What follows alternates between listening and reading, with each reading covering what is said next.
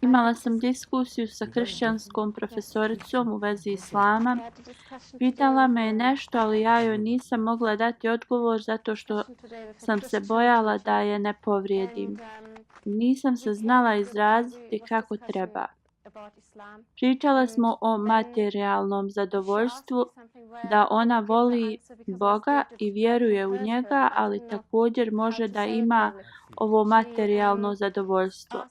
Ja sam joj dala odgovor, ali onda je ona rekla, da li ti ne vjeruješ da nas Bog voli u svakom slučaju?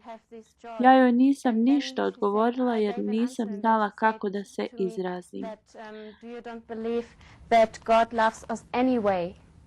And then I didn't want to give an answer because I didn't know how to say it. Halifa joj govori trebala si joj postaviti potpitanje. Kao da li ti vjeruješ kako vas Novi Zavjet jasno uči da je Bog stvorio ljude poslije svog imidža. Da odgovorimo za Boga je lahko da odgovorimo ako priložimo situacije kroz koje mi svakodnevno nailazimo i osmotrimo naše reakcije u tim situacijama.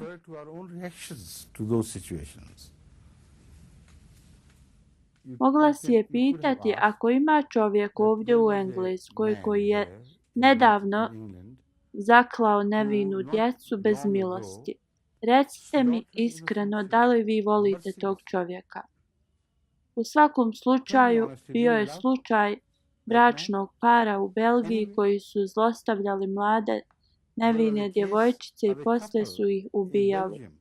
Poslije svega toga zlostavljanja ubijali su ih sa mučenjem. Kad su bili otkriveni, pokazali su grobove te nevine djece. Bilo je užasno.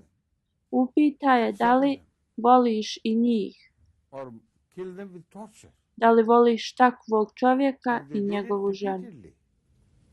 Ultimately, when they were discovered, they led to the graves of those innocent children. It was so horrible. You ask her, do you love them? Love such a man and his wife? If you can't.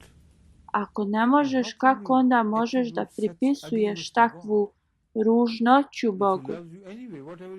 Da vas voli nije važno šta vi uradite njegovim stvorenjima i šta god vi odlučite da uradite, kako god to bilo loše, on i dalje nastavlja da vas voli. Saznaćete jedino kad umrete, jedino tad ćete znati da li vas je Bog volio. Ako se ponašate na grozan način, kako da vas veličanstveni voli. Ljubav i mržnja su radnja iz situacija kroz koje prolazimo. Ako si iskrena, mudra osoba, onda situacija koja je vrijedna mržnje će se uvijek stvoriti.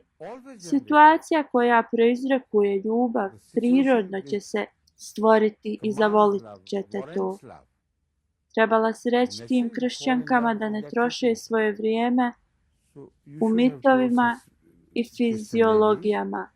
Bog voli, on je ljubav, ako je to istina, onda oni koji su raspeli Isusa Krsta, onda je Bog morao da i njih voli.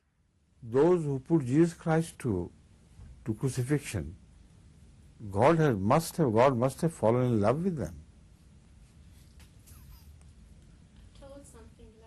Rekla sam joj nešto slično tako, onda je ona rekla ako ona voli Boga i ne radi drugim ljudima ništa loše, ona samo voli da uživa i da ide u disko. Halifa kaže, ako Bog kaže ne radi to i to i dalje radiš, onda se to ne podudara, to je živjeti u zamišljenoj ljubavi. Dok ta ljubav ne smeta vašoj svakodnevnici, ljubav ima zahtjeva. Kad se ponašate drugačije nego što se zaljubljenik ponaša, onda ta ljubav je lažna. Oni to uvijek tako izmiješaju u vezi vjerovanja u Boga, ponašanja prema njegovim zahtjevima. Žele da vole i to drže razdvojeno. Onda ponašaju se kao šejtan i onda kažu odjeljak za ljubav je totalno različit od odjeljka za loša djela. Oni žive u mitu, žive u laži. This is a myth they are living in. They're living a lie. Hvala vam. Thank you. Imamo još 1 minut, dodat ću još nešto na ovaj odgovor. Recimo da ti ta osoba kaže da ja volim i tog čovjeka koji je okrutan. Onda postavi podpitanje šta je razlika između ove ljubavi i Božje ljubavi. Voliš li Boga kao što voliš tog kriminalca? Šta je značaj takve ljubavi? Bog ne mari za tom ljubavi koja je podijeljena između neprijatelja, njegovih stvorenja i njega. For a love which is shared by an enemy of his creatures and him himself. Njen odgovor nema nogu na kojima bi mogao da stoji.